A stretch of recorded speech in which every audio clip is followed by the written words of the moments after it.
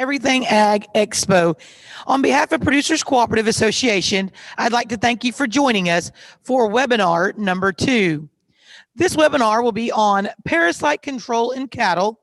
As the fall working season is here upon us, we have Dr. Jim Sears, 24-year veteran of Elanco Animal Health with us, coming with a background in a cow-calf operation, as well as feedlot consulting out in western Nebraska is where he was raised, on to vet school at the University of Missouri, and now here to help us with Elanco Animal Health.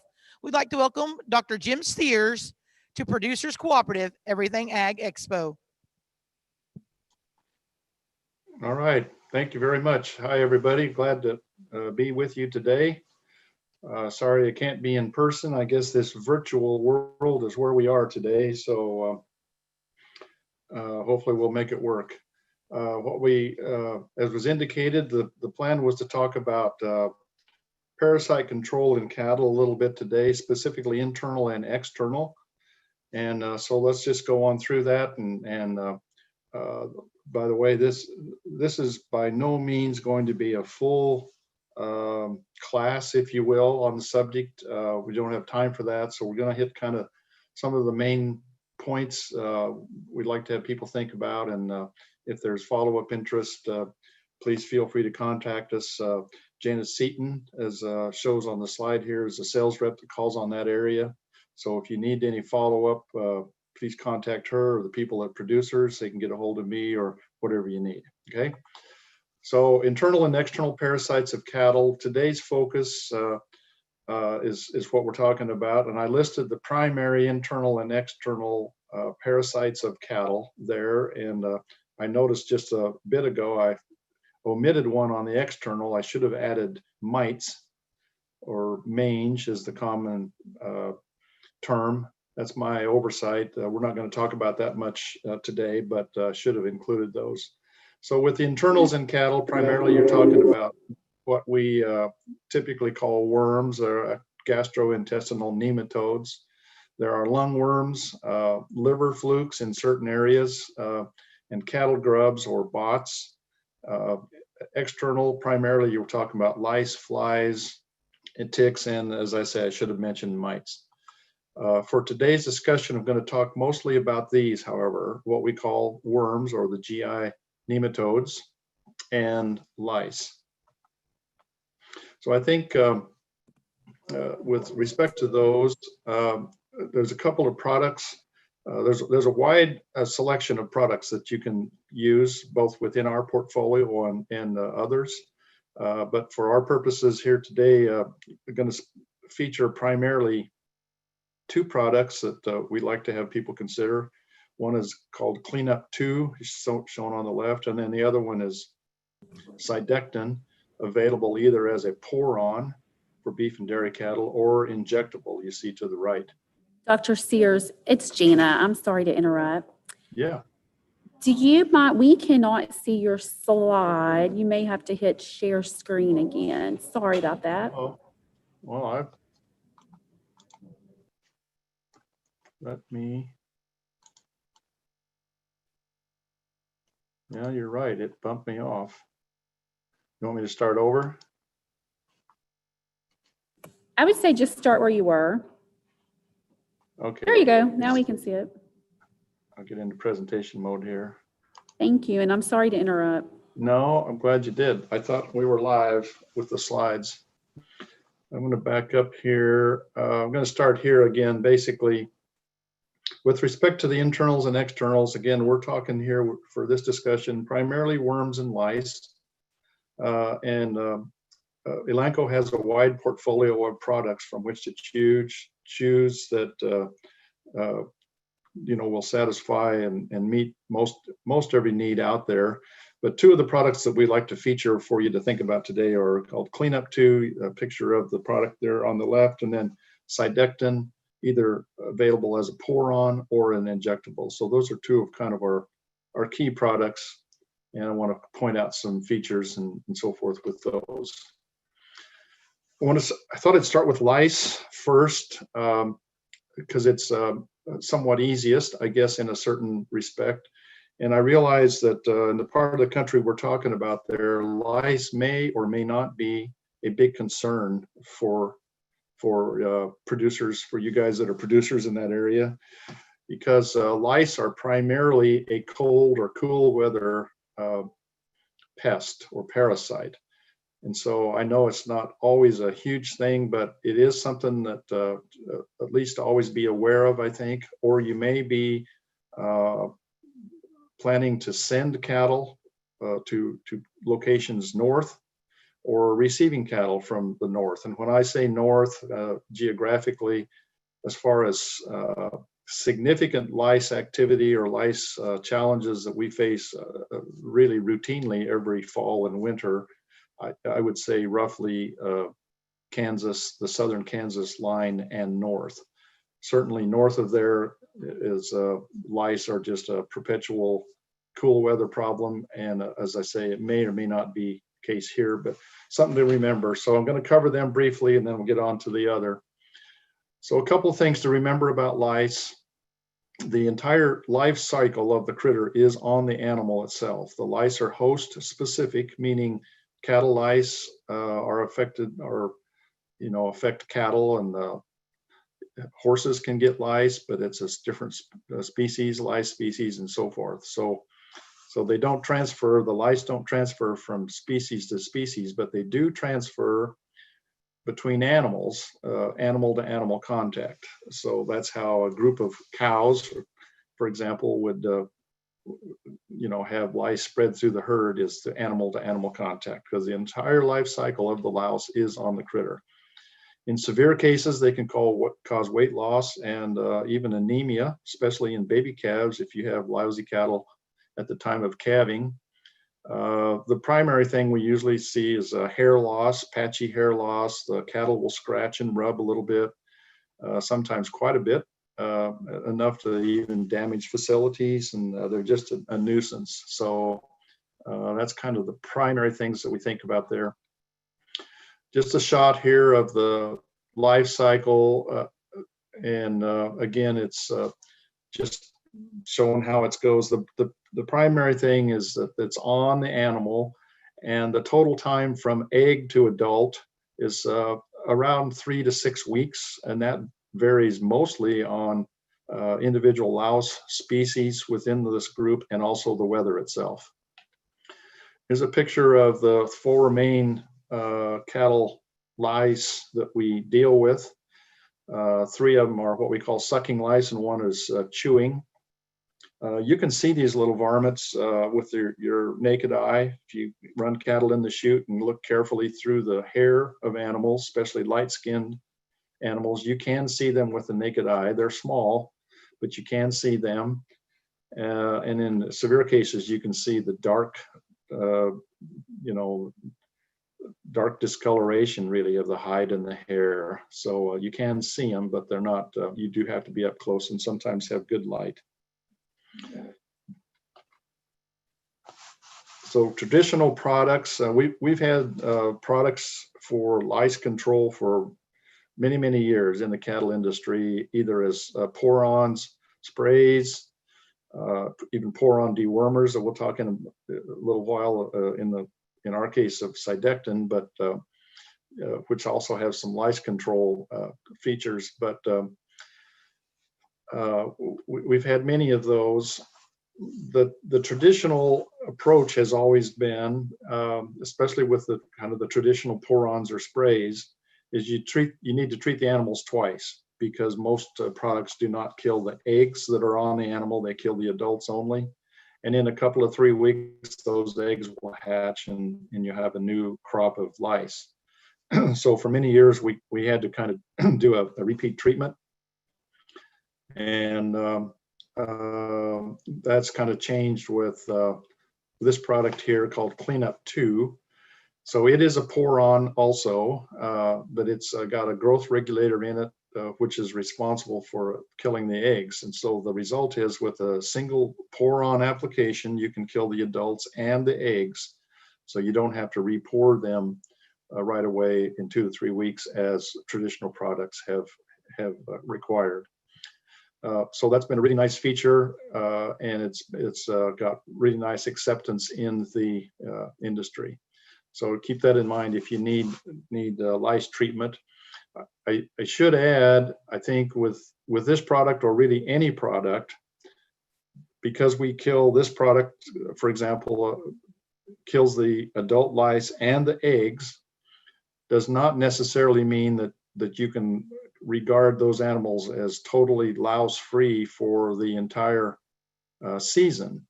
And that's one of the mistakes that some people make, because we can't really assure that, because there's so many ways that they can get exposed someplace else and get some new lice, and they reproduce quickly.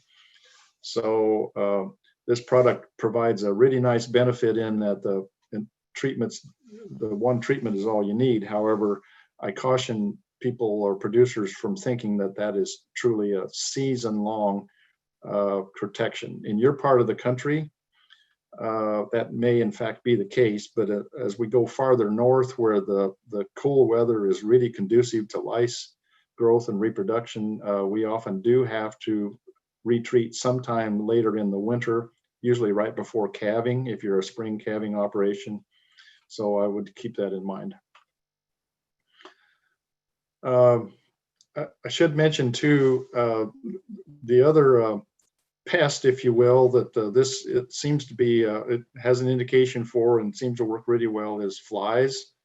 So even though we're talking right now mainly about a fall time application because it's fall, a lot of producers are using this product and getting nice results using it for fly control in the spring or summer. So keep that in mind.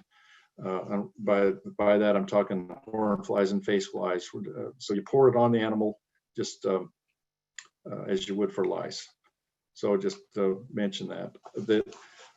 Another key feature or thing to remember, this product is not systemic, meaning it acts, the way it works is you pour it on and then it spreads out over the surface of the animal over a period of a few days.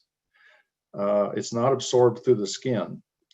Therefore, it is really important to spread this application out, spread the application of this product out really from stem to stern, if you will, basically from the pole of the critter all the way back to the tail head.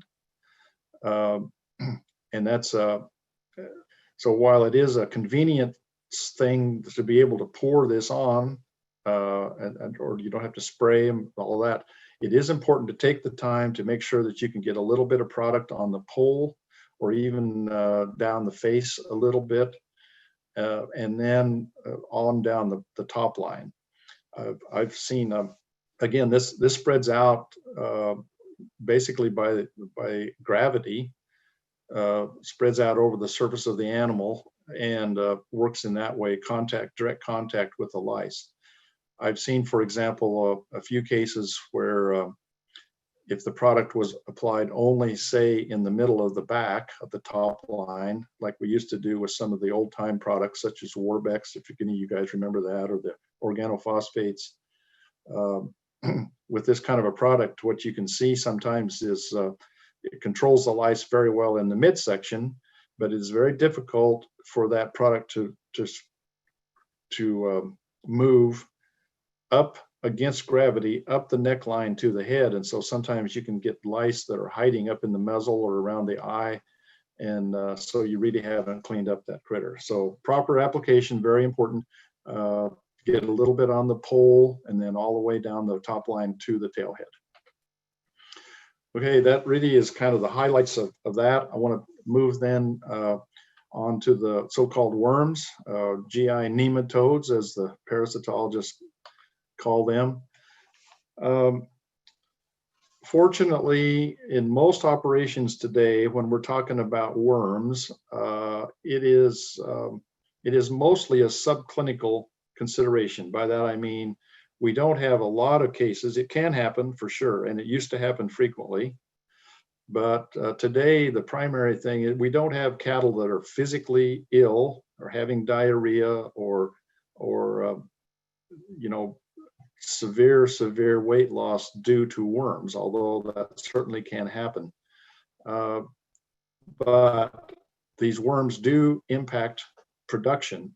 And the purpose of this slide is just to kind of point that out. If you think there's think of six main factors that impact profitability in the cow herd: weaning weight, the weaned calf crop, the cow weight, and the calf price, feed costs, so forth.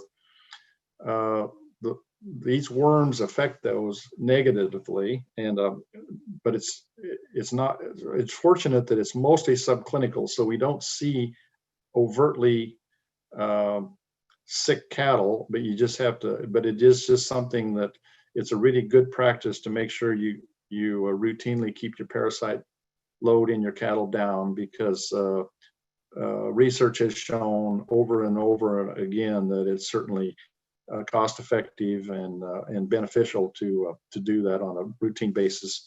And of course, fall is both a traditional and a logical time to be thinking about that as the cattle come off the primary grazing season.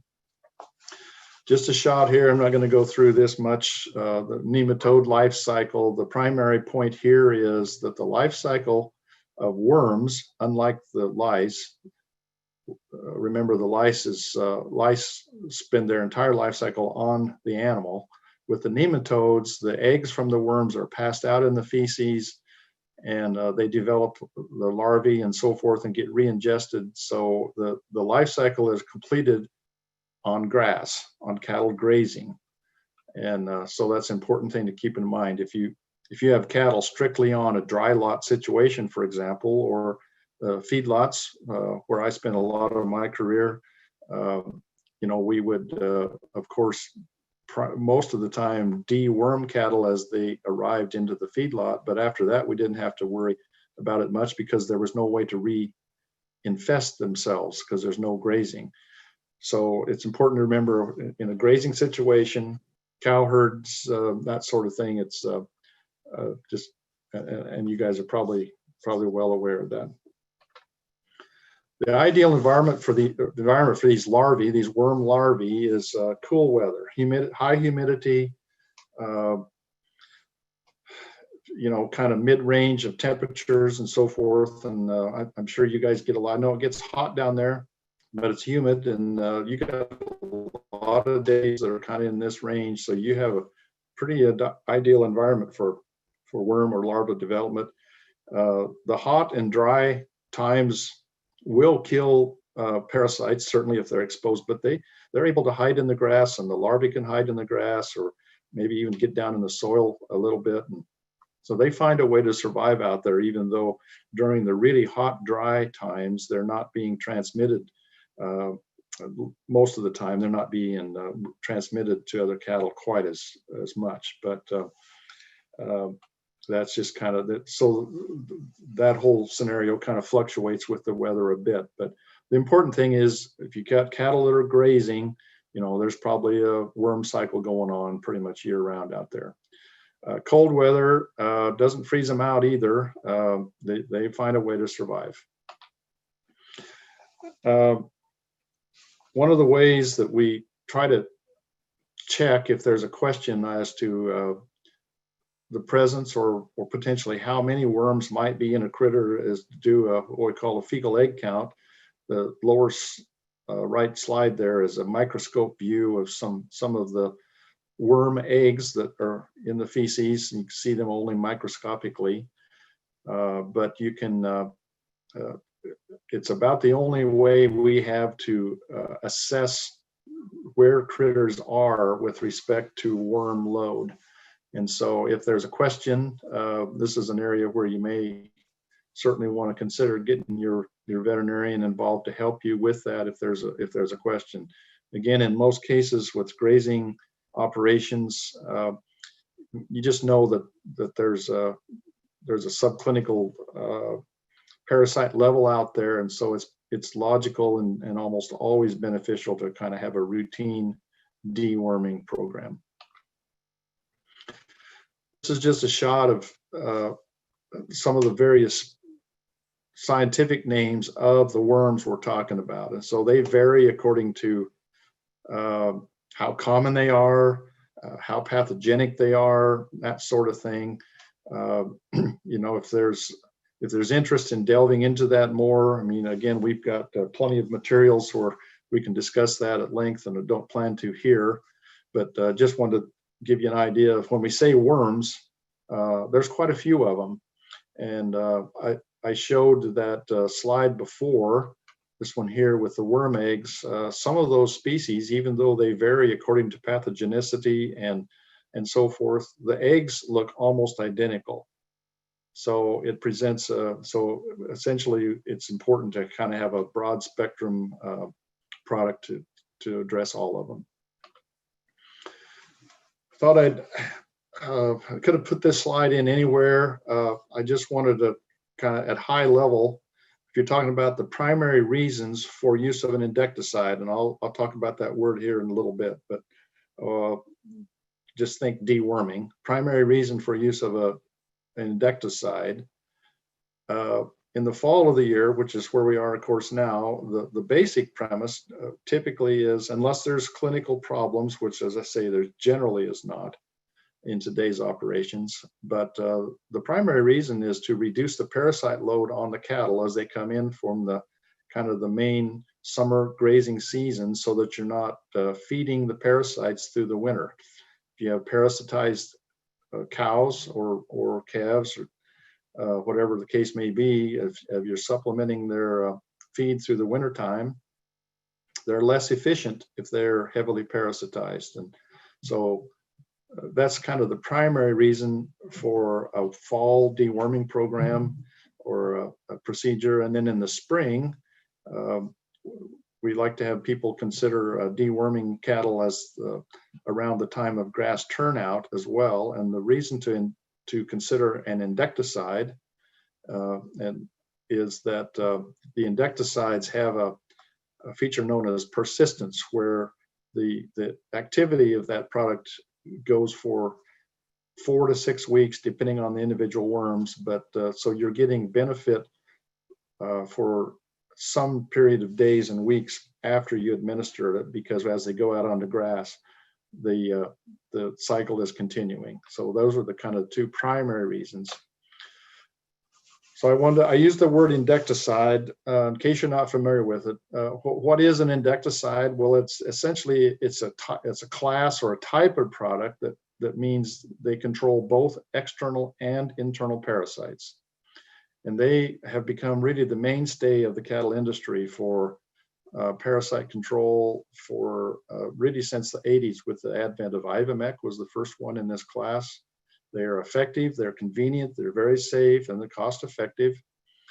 So in the early 80s, as I mentioned, Ivomec was approved and really changed the for the better on how we could control parasites. Prior to that, we did not have products that controlled both internal and external. We had some that were for one or the other, but not both. And there were other ivermectins. Ivomec is in a class of chemical known as an avermectin, and there were other avermectins that followed. And those would be brand names that you would recognize, I'm sure. And then Cydectin, however, is the newest one that's related to that. It's actually a milbemycin, and I'll show you a little chart here. They're somewhat, Cydectin is related a bit to the avermectins, but it's different enough chemically that we think it brings a significant advantage. One of the things we like to say, I have it in the lower right there, it's a different dewormer. It's really not just purple Ivomec. So again, Cydectin comes as either a poron or an injectable. I've just got a product shot there. So a few features to consider here. Cydectin is in the chemical class known as a milbemycin, and you can see the chart there on the right. The avermectins and the milbemycins are all within the higher chemical class known as macrocyclic lactones. And so in some of the literature, you may see reference to the MLs. Sometimes I'll just say MLs or macrocyclic lactones. So they're all in that class, but the two subclasses, the avermectins include ivermectin, doramectin, and eprinomectin. Again, those would be all brand names that you would recognize, but a milbemycin is slightly different chemically, and moxidectin or Cydectin. Moxidectin is the chemical name, Cydectin, the brand name, is the only dewormer in that particular class.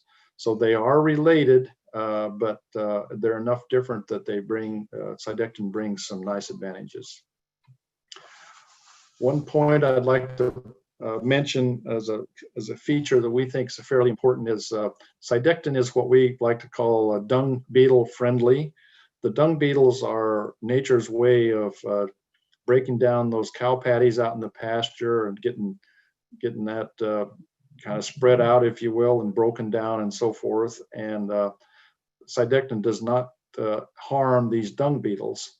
And that's a fairly important point for many people when it comes down to pasture management. And again, we've got the materials, we can go into that much more in depth at some point, but just want to point that out. If you've seen comments on that, you know, in advertisements or what have you, that's what we're talking about. I wanted to mention also, just so I don't forget, these Cydectin is active against a lot of parasites, if you will, internal and external, as I mentioned. And we're focusing here just on lice and the worms, but I just wanted to point out one of the reasons these endectocides have been so valuable to us in the industry is that they also are effective against mites and grubs. Grubs come from heel flies. Some of you may have experienced that. They are pretty rare today, but they are not extinct. And so that's an important thing to keep in mind, especially if you're going to wean your calves and they're going to a feedlot, for example. You want to make sure that they don't have grubs that eventually will come out through the back top line, and it causes hide damage, and you get a significant discount in the feedlots when they go to harvest, if that's the case. So pretty uncommon today, but we should not forget them. And of course, flies, especially with the Poron product, you get some nice efficacy against flies for a week or so. So there's 4 species of the lice I mentioned. Some are biting, some are sucking. The tailhead mange mite is something we see quite a lot in dairies, and so Cydectin has activity there. The cattle grubs, again, as I mentioned. There's a mite known as kind of the common scab mite. Again, I think seen mostly in dairies probably, but it's effective there. And you do get 7 days of activity, nice activity against horn flies if you use it in when you have that. So I just wanted to mention that. So just another, just pointing out kind of the back on the point of what I mentioned earlier, persistency is the kind of the term that goes with these endectocides, and for sure with Cydectin. It's got persistency for key parasites. So you've got what that results in, you got fewer eggs being shed, and results on your cow herd, you know, help with reproduction and reduce the pasture levels of the worms out there and so forth. So I just want to point those out. I would like to make a mention here of a topic that is a little more complicated in some ways, but you may be hearing about it quite a bit in a lot of the trade journals. And the way I phrased it here is, so if endectocides are so effective, and they are, so if they're so darn good, why would you use anything else ever? And the answer really is one word: resistance. And by resistance, I'm talking here specifically on worms or GI nematodes.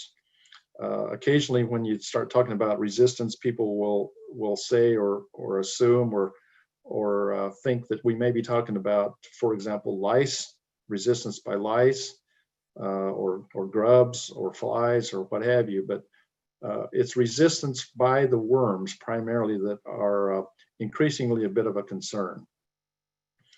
So with that, we think it's becoming increasingly important to, I don't want to scare you off from using Cydectin or, you know, an endectocide in general. We think Cydectin is the premier product in this category, but so I don't want to scare you off from using that. But increasingly, I think it's important to kind of have a frame of mind where you use Cydectin when needed, and then other types of products when an endectocide is really not truly needed. And I'm going to address those a little bit. So Cydectin is, again, one other point on the resistance, and we have additional, fairly significant amount of additional information here if you're interested, but as a kind of an overview, Cydectin is less affected by worm resistance than the other endectocides.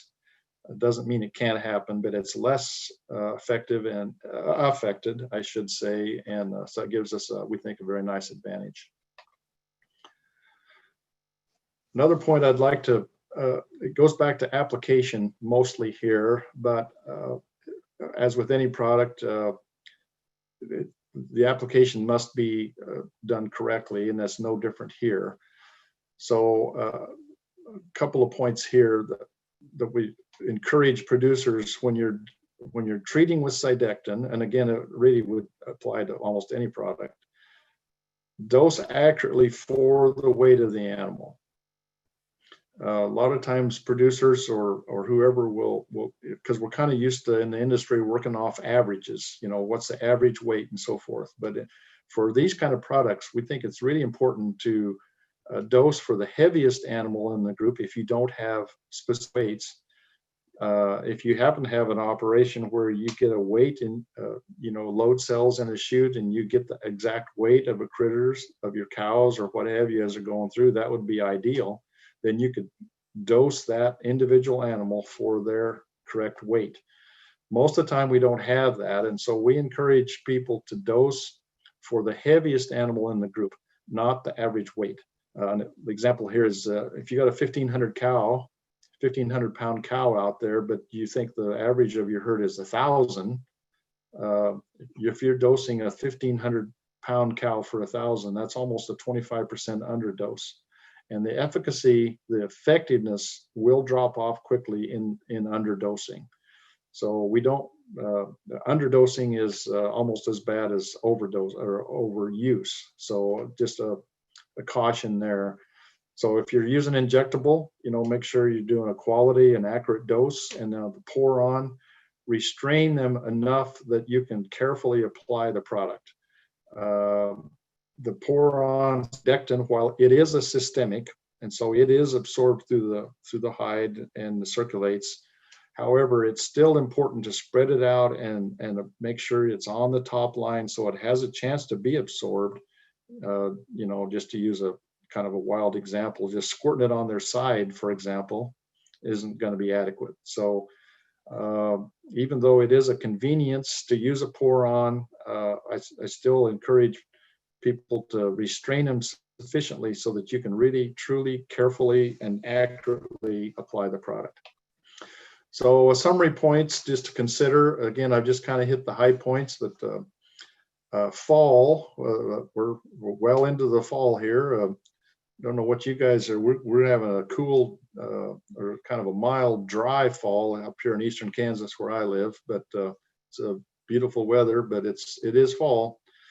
And it is a traditional time to treat your cattle for parasites, both internal and external, and it's a good time. It's a logical time, as I say, because you're kind of coming to the end of your main grazing season and so forth. I think it's important to try to think through what you're treating for and why, how, and all those things, rather than just grab something, because there are some key differences here and some key points, as I tried to point out here. And back on the what we might say prudent use, I guess, use endectocides when needed. I don't want to scare you off from using them because they still are great products. They're a mainstay, but don't overuse. I think one of the sort of common, I guess, violations, if you want, it's not truly a violation, but one practice to reconsider perhaps is with the generic avermectins, it's fairly common to use them as a pour-on down in the summer or even in the winter sometimes. In the summer for lice and the winter for, in the summer for flies and the winter for lice, when that's really all they need.